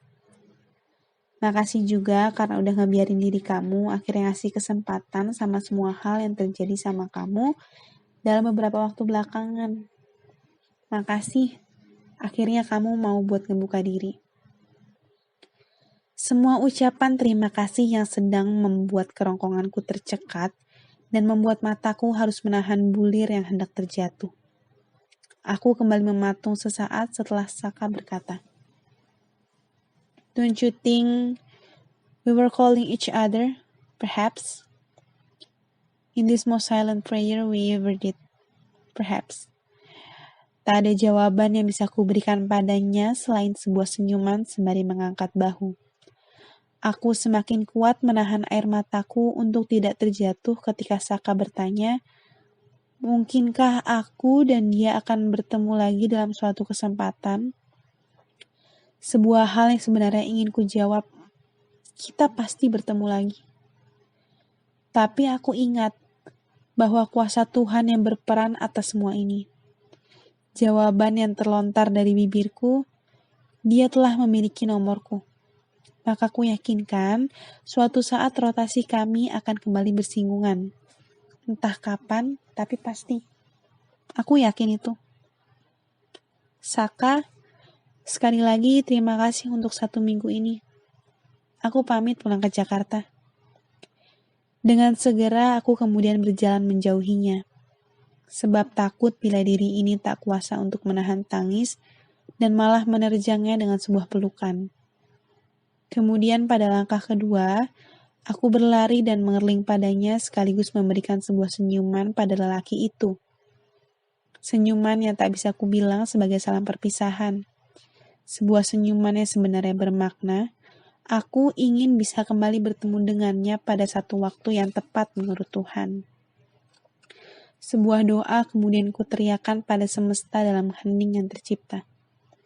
Tuhan, bila masih bisa aku bertemu dengannya, kuharap rotasi kami tidak lagi bersinggungan kisah. Aku harap aku dan dia bisa saling menyamakan langkah untuk memulai rotasi berdua.